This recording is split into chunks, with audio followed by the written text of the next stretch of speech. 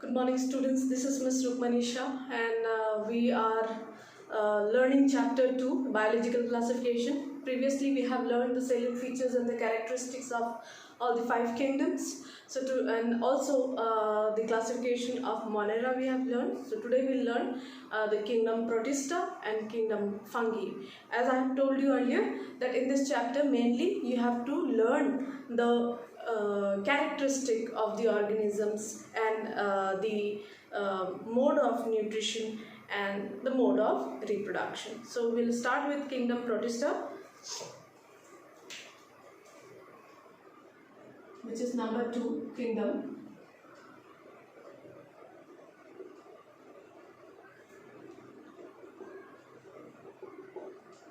So in kingdom Protista, all single-celled organisms are, in this kingdom Protista, all are single-celled organisms. Okay? So first characteristic are all organisms are single-celled.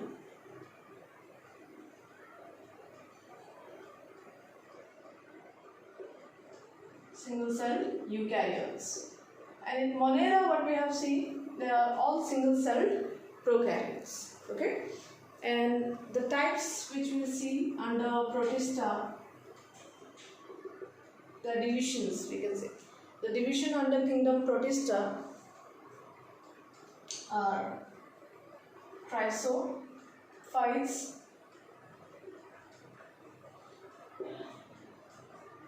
dinoflagellates,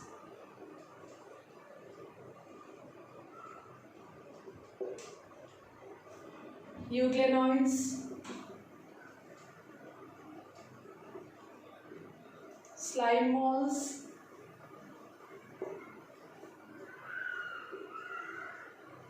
and protozoans.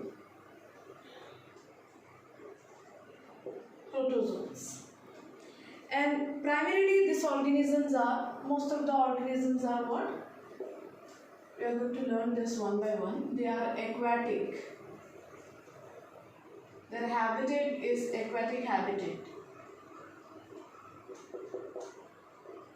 And then they have flagella and cilia. This Protista mainly, they possess flagella and cilia.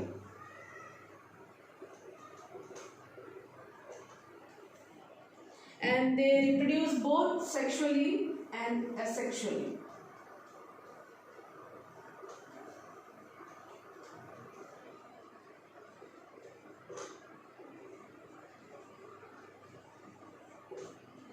Okay, so we'll start with chrysophytes. Okay, it is a division under the Protista kingdom. As we can recall that in the taxonomic hierarchy, the first rank of the taxonomic hierarchy is the kingdom, then comes the division and phylum. Phylum we will use in terms of animalia kingdom. So here in Protista, we'll use the word division for all these categories which comes under the Protista. Okay, so we learned their characteristics, like we have learned the overall characteristics.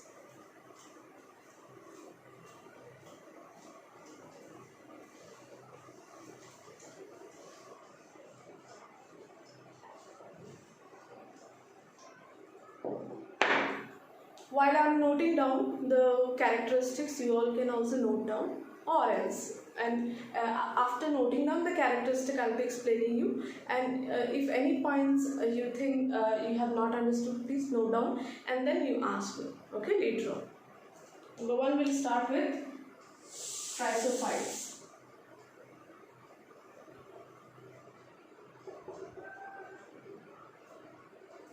Examples of chrysophytes are diatoms and golden algae. So what are they? They are phytoplanktons. They are planktons.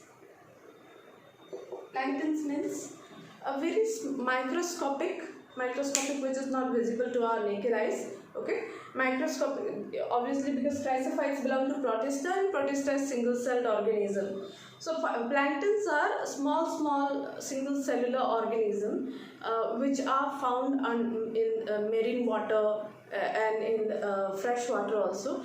And these planktons are fed by many fish and many other aquatic organisms. They eat them as their food. Okay, diatoms and golden algae are eaten by other organisms as food.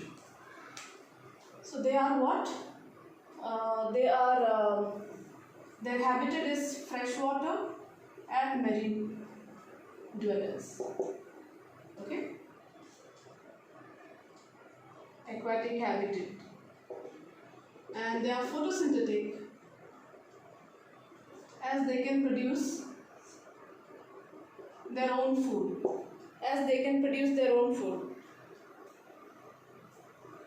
And there is one special characteristic of diatoms, that it forms an overlapping of two shells.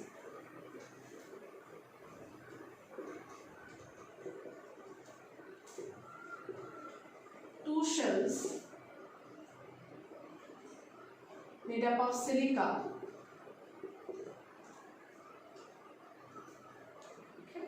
Like a shell which is made up of silica, and then there is another shell made up of silica, and it forms an overlapping like this, like a soap case. Where we keep the soap and the cover of the soap case. Okay, like a box. So that is how the diatoms appear. Okay, so the shells are made up of silica, and they form a box-like structure which we call two overlapping shells. Okay, and they are the chief producer in the aquatic body. They are the chief producer. Okay, like how in terrestrial habitat, plants are the chief producer. Likewise, in water, diatoms are the chief producer. Why they are the chief producer? Because they can do photosynthesis.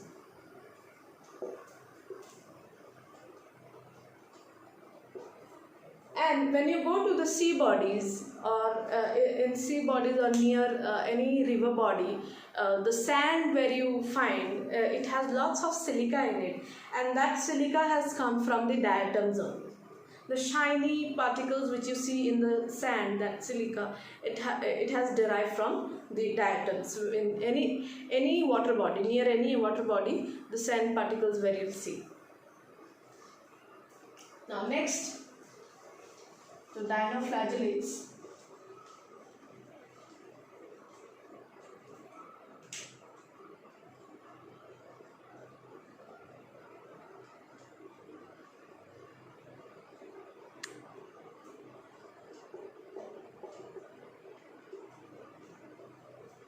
So they are marine dwellers.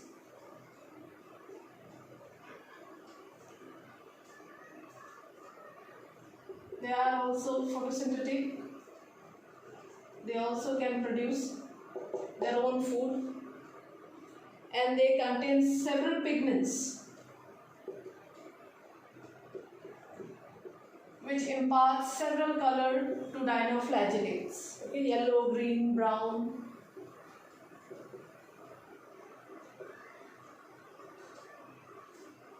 Blue, red, these are the colors provided by these pigments. And they have cellulose plate in their outer covering which acts as their cell wall. The protective covering, outer layer, cellulose plate. And it has two flagella.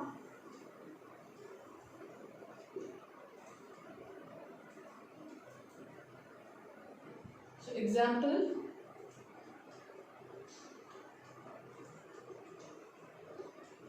red dinoflagellates.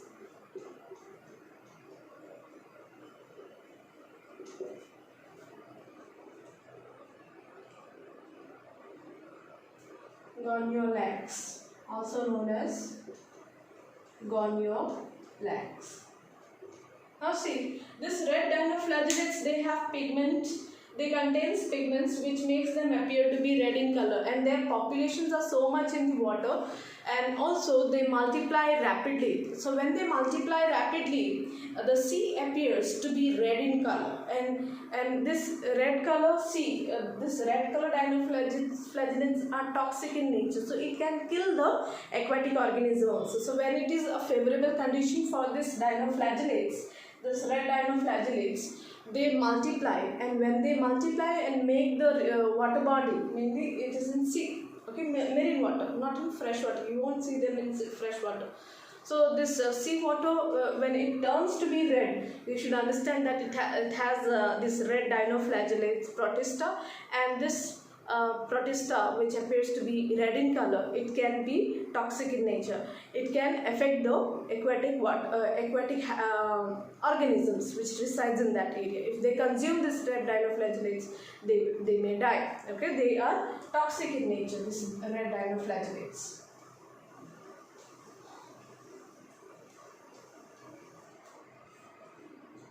Next we'll see euglenoids.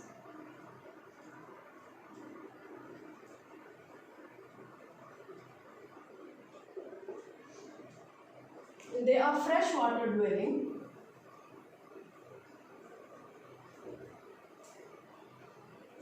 And they have protein-rich outer layer called pellicle.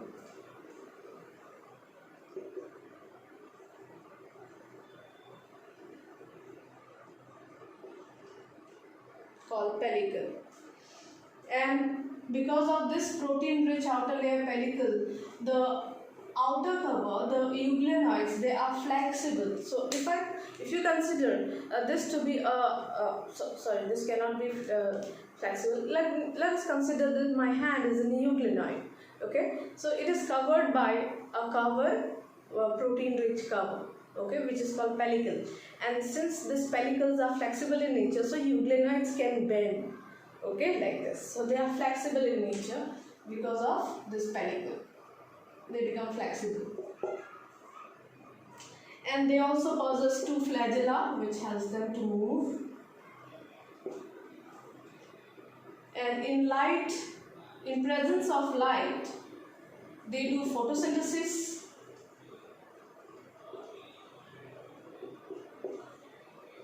And in absence of light, they become heterotrophic.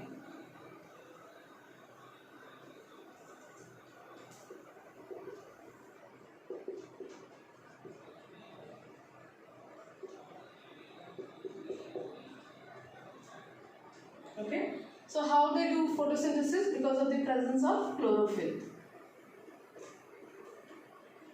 So example of this euglenoid is euglena.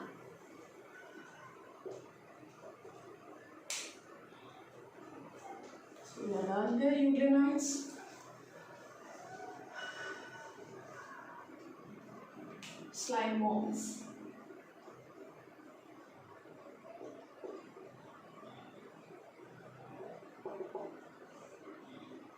So they are saprophytic protists. Saprophytic means organism which depends on dead organism, dead or decaying organisms. So they are saprophytic in nature, their mode of nutrition, and under favorable condition,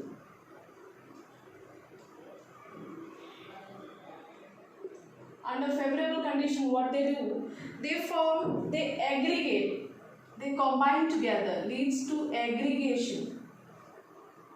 Aggregation means many slimes, they combine, okay, they come together. They come together and they form a long plasmodium. Aggregation of plasmodium takes a long shape. And under unfavorable condition, they differentiate. Okay, that means they, like here, they have aggregated, they have combined. Now, under unfavorable condition, they will all separate like this. Slime moths. Okay. So, in unfavorable condition,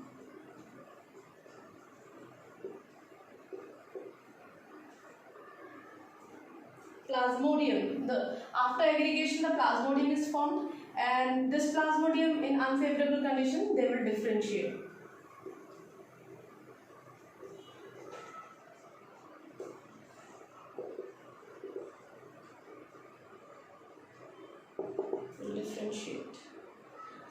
into, they will differentiate into small fruiting bodies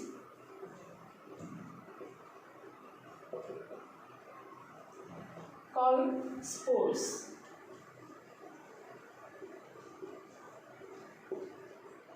And spores have a true wall resistance. And this spores have true wall which has high resistivity. They are resistant in nature, and due to which they can survive for a quite long period of time. If the spores is dispersed, they can survive and they can go very far away places and grow a slime mold out of it. Okay, so they are dispersed by, these spores are dispersed by air current.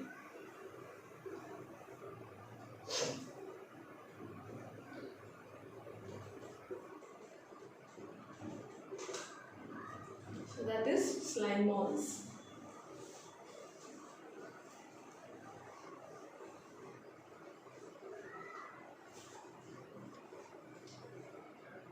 Next is protozoans.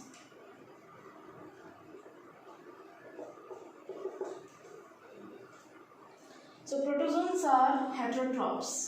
Mainly they are heterotrophs. They are predator in nature. They are either predator or parasite. Okay.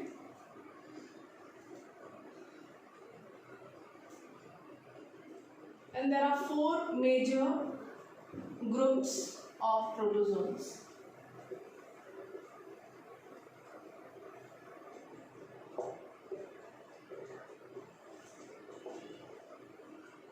Amoeboid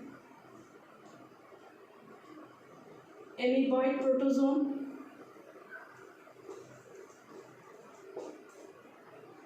which are freshwater dwelling, and also you find them in sea, soil, and in moist soil.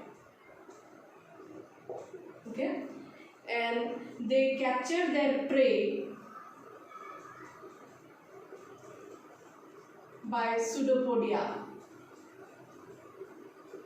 That means if there is a food available here and this is amoeba, so they will capture, how they will capture this food? So first they will form pseudopodia like this and they will move towards it. And then if this is a food, then with the help of this pseudopodia, they will capture this food. Okay, like that. So they capture their prey by the help of pseudopodia.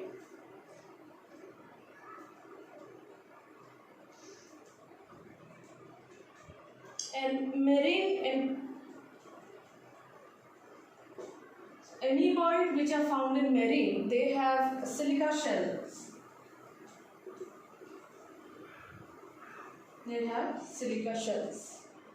Example of the parasitic amoeba is ant amoeba parasite. Okay. The other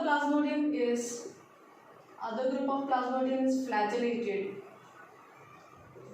plasmodium.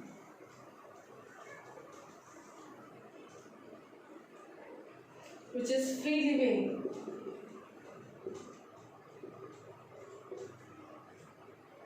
And they are parasitic also. Some of them are free living and some of them are parasitic. They possess flagella. They have flagella.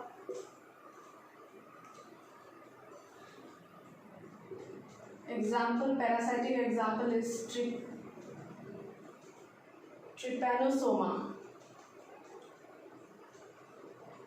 Trypanosoma is a parasite which can, for them the host is human, and in human it can cause sleeping sickness.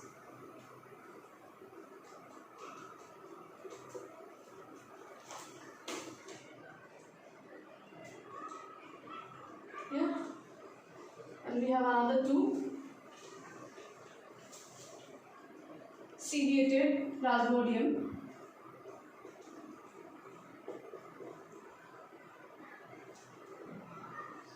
ciliated protozoa.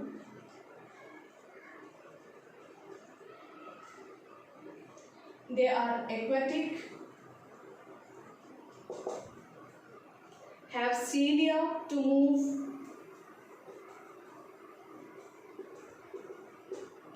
and they have cavity in their body, and that cavity is known as gullet, okay, which opens outside. This gullet opens outside,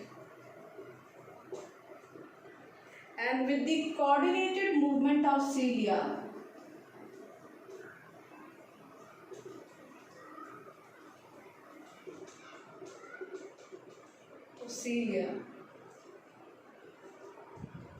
it pushes the food towards gullet. Okay, so if this is the body, so here is the gullet, suppose this is the cavity, okay, and here is the cilia. Cilia and small hair-like structure throughout the body. So as the cilia moves, so here is the food, suppose. So what cilia can do? Cilia can push this food towards the gullet. Okay, here is the gullet. I'll show you once again. The cavity-like structure. So this cilia, in this cilia when the food is trapped, so this cilia will move and push the food towards the gullet. And that is how this ciliated protozoa, they get their food. Okay, so example is paramecium.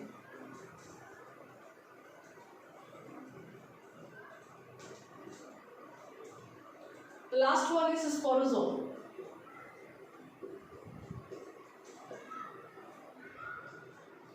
They have infectious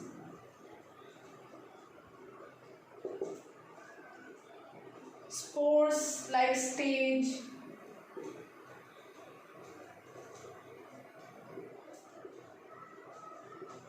in life cycle. Okay, like Plasmodium.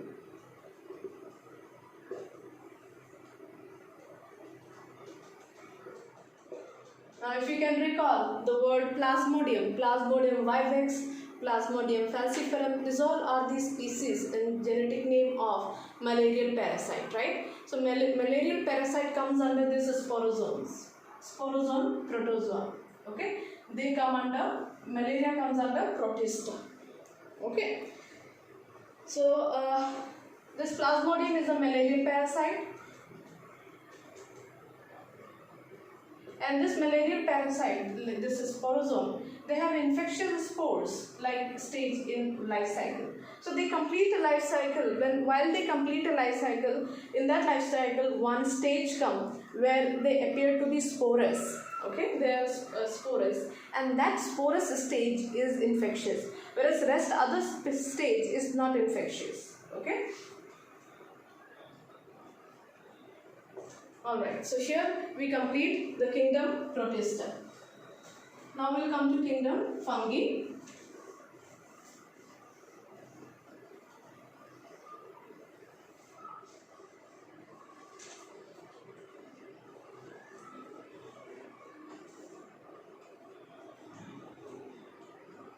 The third kingdom, Fungi.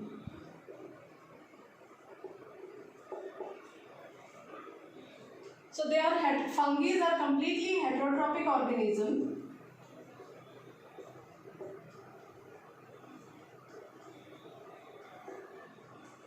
And they have diversity in their morphology and habitat.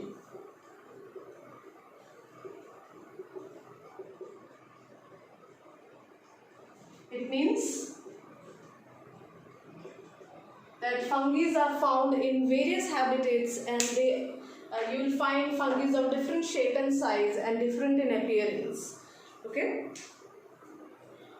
and some of the fungi are pathogenic in nature. Pathogenic means they can cause disease, such as fungi which can cause disease such as wheat rust disease. Disease in wheat plant. Name of the fungi is Puccinia. And some of the fungi are useful, such as penicillium, which helps us to get antibiotics. We get antibiotics from penicillium. Not only that, we also have antibiotics. We also have some fungi which are useful, which helps us to make confectionaries. Like yeast, it helps us to make confectionaries, means bread and buns. Now, structurally,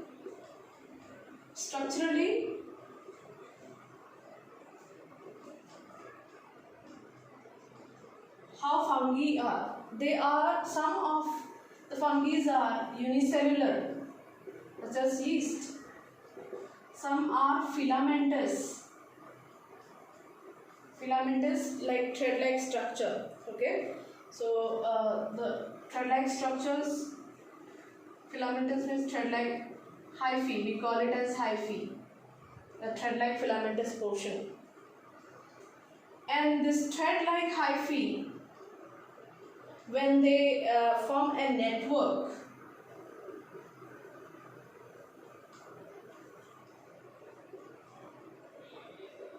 of hyphae is called mycelium. Okay, and multicellular tube-like, multinucleated. Okay, before coming to this, let me explain this. This yeast are unicellular. They have only one cell, like this. And some of the fungi are filamentous, like this, thread-like, which we call hyphae. Now, this filamentous hyphae, many hyphae, when they form a network-like structure, they are known as mycelium. Okay? Or when, like this, hyphae, many hyphae come together and form a network-like structure, it is called mycelium. Alright. And some of the hyphae, they have many nucleus, multinucleated. Multinucleated tube-like structure is known as cenocytic hyphae.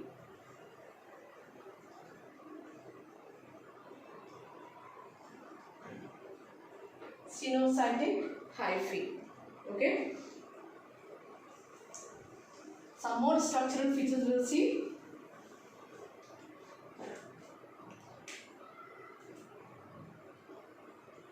It has septi. Sorry, I'm using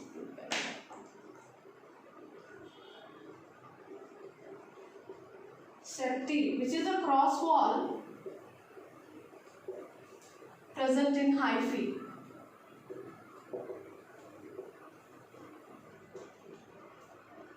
Okay, so if this is a hyphae, so it has a wall around it. So that wall is known as septi.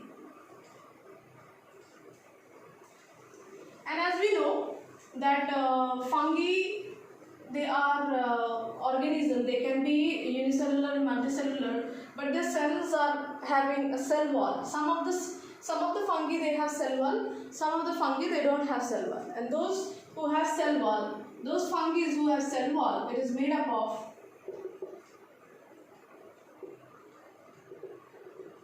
chitin and polysaccharides.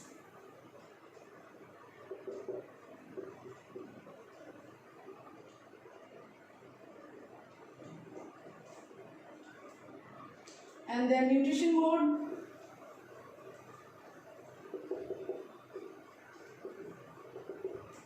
they are saprophytic, parasitic.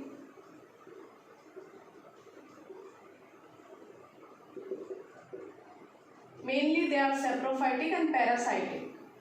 Okay, they depend upon the dead organism or decayed organism, and parasitic means depending upon the live organism. Okay. Some of them, they live in the form of a symbionts. Symbiotic association you have studied, okay, under nutrition mode. Some of them survive like a symbiote, such as lichens. So lichens is an association of when fungi is associated with algae. So together algae and fungi, they form a lichen and they depend on each other and they live their life. So symbionts. Another example is mycorrhiza.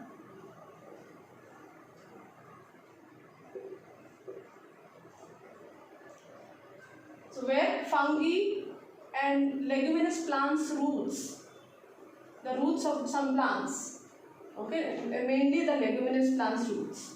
So the roots of the plants and the fungi, when they live in association, that kind of association is symbiotic association. Example of those association is mycorrhiza and lichens. So lichens is not a name of a fungi, but it is an association of fungi and algae.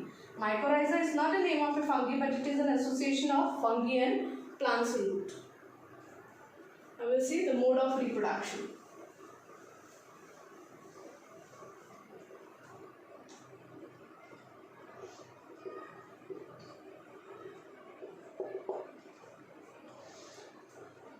They have two modes of reproduction, sexual and asexual.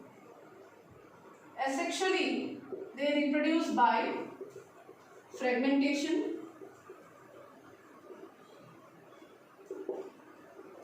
fission, budding,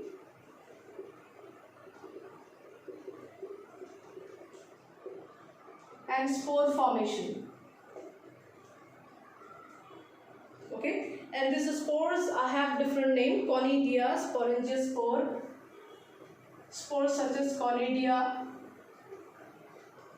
sporangiospore, and then zoospores, forming spores. So spore formation, budding, fission, fragmentation, you have studied in class 8 also and in class 10 also. If you have any doubt like what is fragmentation, what is fission, budding, you can individually ask me and I'll clear you, okay, with an example. So here in detail you don't need it, but if it is not clear, you can ask me. Now sexually, how do they reproduce? Sexually they reproduce by spores, okay, by the help of the spores. So those spores are oospores, ascospores, basidiospores.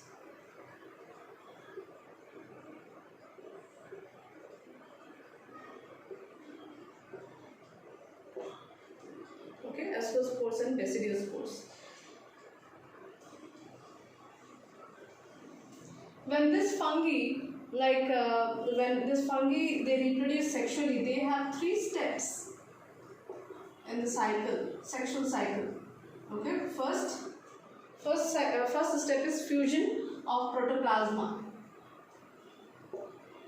Protoplasm, fusion of protoplasm, which we call plasmogamy. First, plasmogamy will take place, the first step. Second, the fusion of nucleus will take place.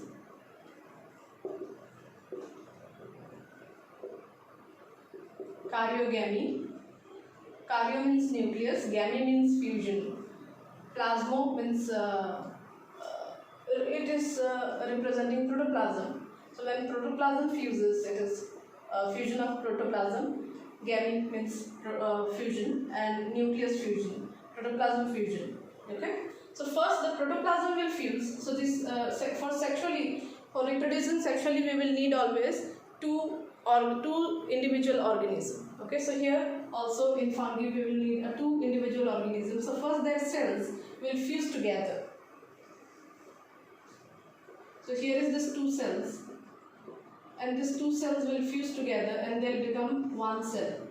And then their nucleus will fuse together. So first when the protoplasm fuses, that is plasmogamy, then the nucleus fuses, that is karyogamy. And the last one is once the nucleus fuses. Okay, once the nucleus is haploid, and this nucleus is haploid. Haploid means half of the chromosome is present. So when these two will fuse, it will form a zygote. Okay, it will form zygote. Now this zygote becomes 2n. So then what happens? This zygote will start dividing into. They will start forming. They will do reduction division. They will do meiosis division, and then this zygote will divide this nucleus into haploid nucleus. N, half of the chromosome. So after the nucleus is fused, meiosis in zygote will produce haploid spores. Meiosis division will occur in zygote, and it will produce haploid spores. Okay, that is the third steps. And that haploid spores will give rise to new individual. Okay.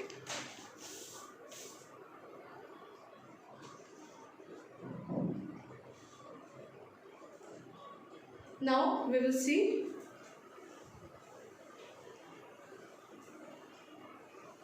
some more features of sexual reproduction. So what are the sexual in sexual reproduction, what are the process can take place, and it can produce a new organism. Okay, so number one, two haploid hyphae. Haploid I am representing with N. So if you recall what haploid means having half the chromosome. Okay, having half the chromosome of the parent, that is called haploid. So when two haploid hyphae fuses, that can result into sexual reproduction. And when two haploid cells fuses, that also can result into sexual reproduction. And then there is dikaryophase.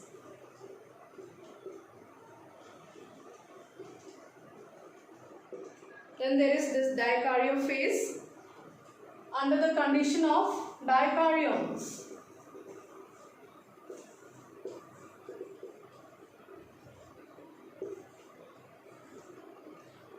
Where two haploid nucleus, two nuclei which are haploid, this is one haploid nucleus, this is one haploid nucleus per cell, two haploid nucleus per cell, that is one cell has haploid nucleus, other cell has haploid nucleus, and when they fuse, okay, and they fuse to form diploid. Diploid means having two sets of chromosome, means having a complete set of chromosome. When you have half set of chromosome, that is called haploid. Then once the diploid is formed, again the reduction division will take place. That means the meiosis division will take place, and it will lead to the formation of haploid spores. And this haploid spores will give rise to new individuals. Okay.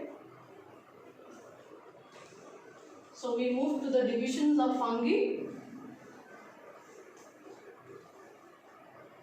There are three divisions in fungi: Phycomycetes, Ascomycetes, and Basidiomycetes. Okay, so one by one we will see division of fungi.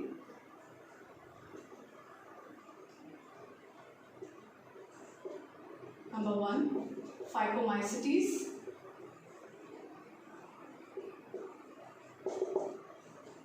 They are aquatic, and they are also found in decaying woods.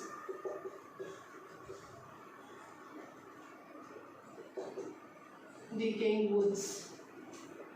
And as we have discussed earlier in the fungi, mycelium, a network of hyphae.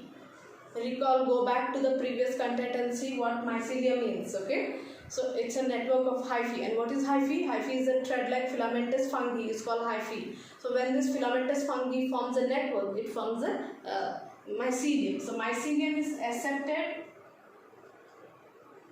Accepted means they don't have septi.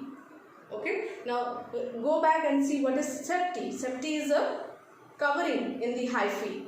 Okay, a sheet, a layer, a sheet present in the hyphae, that is called septi. And accepted means they don't have septi. And cenocytic. Cenocytic means having many nucleus. And they asexually reproduce by zoospore, by forming a zoospore and aplanospores,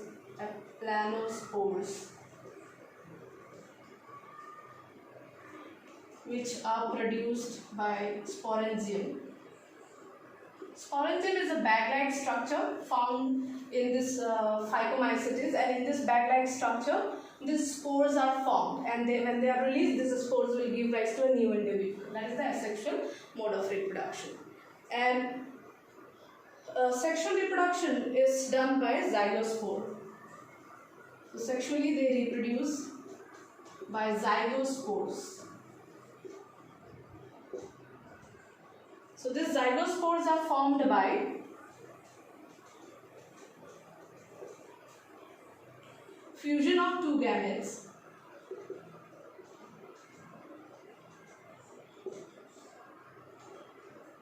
And the nature of these two gametes can be isogamous or anisogamous. Isogamous means when both the male and female gamete are same morphologically. Okay, when they look same, then male and female gamete, then they are called isogamous. When both the male and female gametes are different, then they are called anisogamous. So example of Phycomycetes is Mucor, Rhizopus, and Albigo.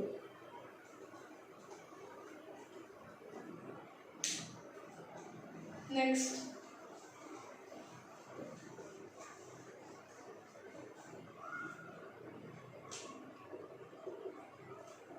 Ascomycetes.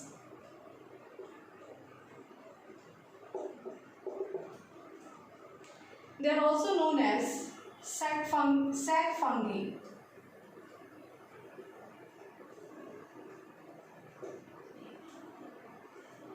And they are multicellular.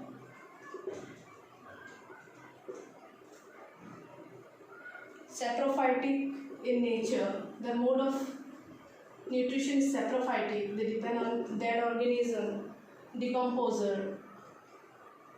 They are decomposers, and they are parasitic also. That means they depend upon living organisms also. Or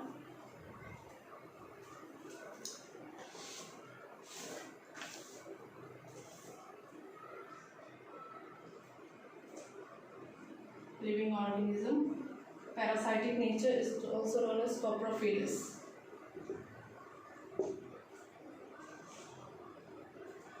Coprophilous means when this fungi depend upon the cow dungs.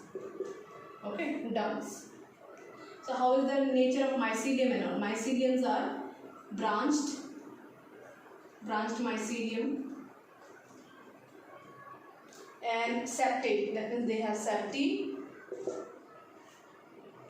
and asexually they reproduce by conidia. Conidia is the name of spore, and they are produced by conidiophore, like sporangium.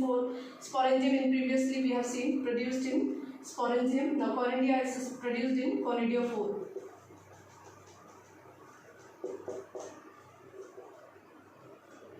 Sexually they reproduce by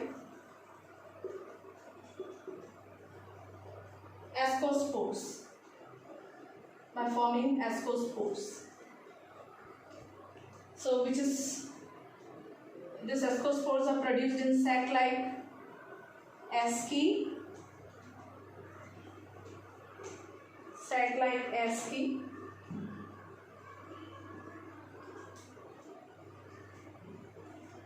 arranged in fruiting bodies,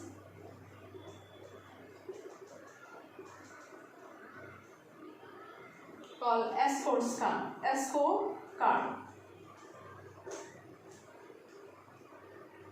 So example of ascomycetes is penicillium, yeast, and aspergillus, and etc.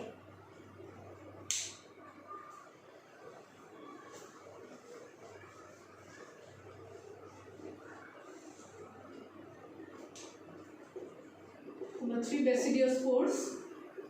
basidiomycetes,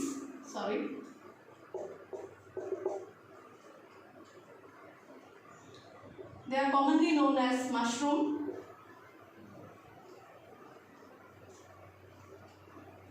or bracket fungi, or puffballs. Okay, these are the common names which is used. Puffballs. They grow in, where do we find them? They grow in logs, moist soils, and in tree stumps. These are the areas where you find them. And they are also parasitic in plant bodies. Example, rust. They form rust and smuts. Here sex organs are absent.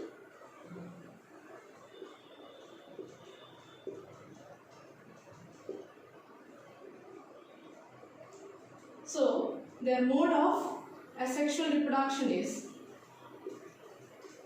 via plasmogamy. Recall plasmogamy, fusion of protoplasm. So the plasmogamy, karyogamy.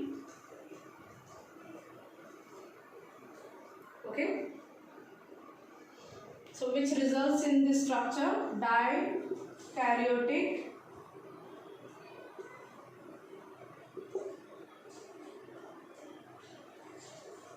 structure of So the fusion of the karyogamy will take place and the zygote formation will take place. Okay, zygote will form after the first the plasma membrane, both the protoplasm will fuse, and then later on, once this protoplasm fused, these two nucleus will fuse, that is karyogamy. So once the nucleus is fused, it forms a zygote, and this zygote will start doing reduction division, meiosis, and this meiosis division takes place in basidium or basidiophore.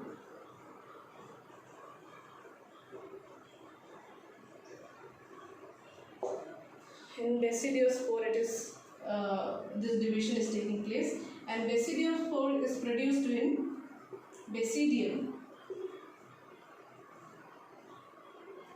and the fruiting body basidiocarp.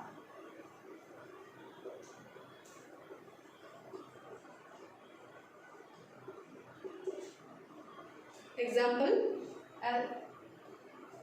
as agaricus and ostoligo and Puccinia, agaricus. These are the examples. Some more examples are there, you can see in your textbook.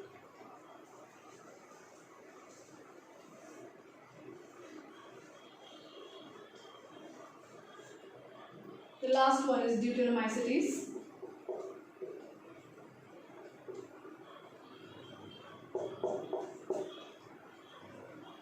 So deuteromycetes, they are called imperfect fungi.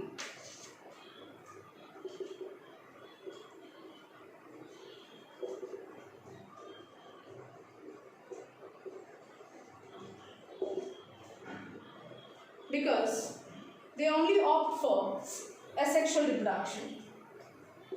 They only do asexual reproduction. Asexual or vegetative. Okay, vegetative is also asexual. So what happens during when the sexual form of these fungi were discovered? Initially, they were kept under deuteromycetes because they were known as imperfect fungi, and they were doing only asexual vegetative propagation. But later on, we could find out that deuteromycetes, they also do sexual reproduction. So once we found out their asexual mode, so we have transferred, we have moved all the organism of deuteromycetes to the ascomycetes and the basidiomycetes. Okay. So deuteromycetes reproduce only by asexual pores, known as through only by asexual mode through conidia.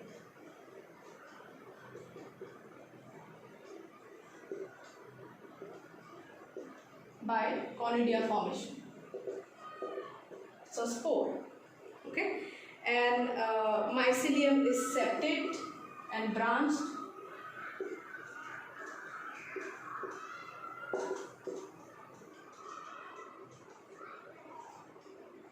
And their nature is saprophytic and parasitic.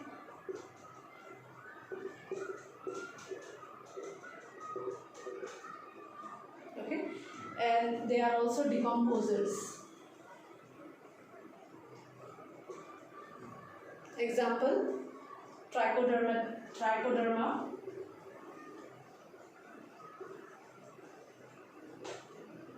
alternaria. So we have completed the division of fungi. All the four division of fungi we have completed. So here basically you have to learn.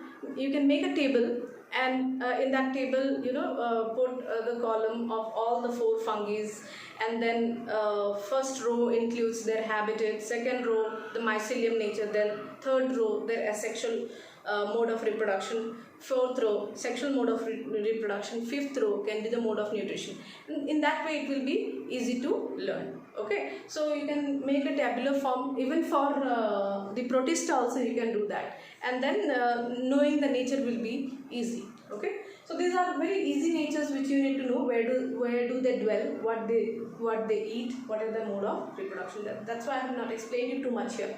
Alright, now the last part which is left, that the virus and viroids, I'll give you the notes of that. While giving notes, I'll give you that portion and go through it by yourself, virus and viroids, and if you find any difficulty in that, I can explain you individually in that portion. Okay, so or else what I can do is a 10 minutes video I can upload it tomorrow, so that you can understand this virus and viroids. Alright, okay, thank you and have a good day.